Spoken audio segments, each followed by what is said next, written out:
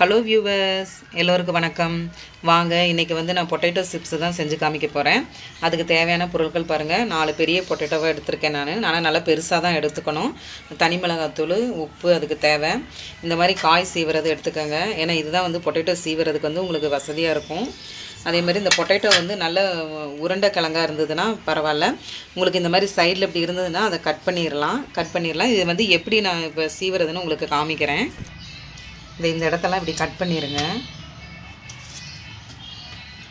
Cut பண்ணிவிட்டு இந்த பக்கமாக வந்து நீங்கள் வச்சு இப்படி சீவுங்க. இந்த பாருங்கள், இந்த மாதிரி சிப்ஸுக்கு தகுந்த மாதிரி நல்லா மெல்லிஸாக நல்லா சீவிரிச்சு பாருங்கள். இதே மாதிரி எல்லா உருளைக்கிழங்கையும் நம்ம சீவி எடுத்துக்கலாம். இந்த மாதிரி நல்லா மெல்லிஸாக எல்லாத்தையும் சீவி எடுத்துக்கோங்க. இதை வந்து நம்ம வெறும் தண்ணியில் அலாசி எடுக்க போகிறேன். ஒரு 1/4 மணி நேரம் அந்த உருளைக்கிழங்கு இருக்க தண்ணியெல்லாம் வடிகட்டும். அந்த தண்ணி வடிகட்டின உருளைக்கிழங்கு எல்லாம் வந்து ஒரு நியூஸ் பேப்பர் போட்டு ஒரு மேலே ஒரு வெள்ளை துணியை விரிச்சு விட்டு இந்த மாதிரி காய வச்சுருங்க.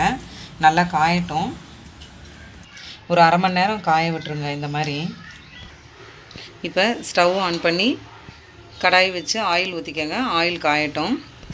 இப்போ நம்ம உருளைக்கிழங்கு ஸ்லைஸ் எல்லாத்தையும் காய வச்சுருந்தோம் இல்லையா, எல்லாம் எடுத்துகிட்டோம் பாருங்கள். இதில் தண்ணியே இல்லை பாருங்கள். இப்போ இதை நம்ம ஆயிலில் போட்டு பொரிச்சு எடுக்கலாம். இப்போ ஆயில் நல்லாவே காஞ்சிருச்சு. இப்போ நம்ம கொஞ்சம் சிப்ஸு இந்த உருளைக்கிழங்கு இதை எடுத்து போடலாம். எண்ணெயில் நல்லா அந்த உருளைக்கிழங்கு வந்து நல்லா பொரியணும். உருளைக்கிழங்கு பாருங்கள் நல்லா பொரிஞ்சு வந்துருச்சு பாருங்கள். இப்போ சிப்ஸு நல்லா வெந்துருச்சுன்னா அந்த பொங்கி வந்து வேகிறது அதுவே ஸ்டாப் ஆயிரும்.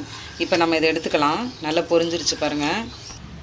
இப்போ பாருங்கள், இந்த மாதிரி எல்லா உருளைக்கிழங்கையும் இந்த மாதிரி சிப்ஸாக பொரித்து எடுத்தாச்சு. இப்போ இந்த உருளைக்கிழங்கு சிப்ஸ் வந்து சூடாக இருக்கும்போது கிறிஸ்பியாக இருக்காது. இது கொஞ்சம் நேரம் ஆறுனா தான் வந்து கிறிஸ்பியாக தெரியும். இந்த பாருங்கள், இந்த மாதிரி கிறிஸ்பியாக தெரியும்.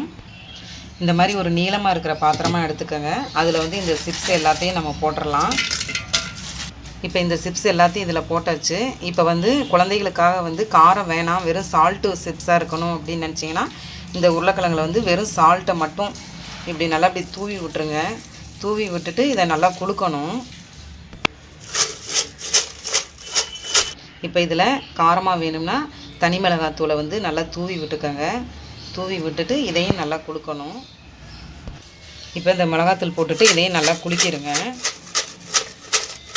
இப்போ பாருங்கள், பொட்டேட்டோ சிப்ஸு நல்லாவே ரெடி ஆகிடுச்சு பாருங்கள், எவ்வளோ கிறிஸ்பியாக இருக்குன்னு. இந்த மாதிரி உருளைக்கிழங்கு சிப்ஸை நீங்களும் செஞ்சு பாருங்கள்.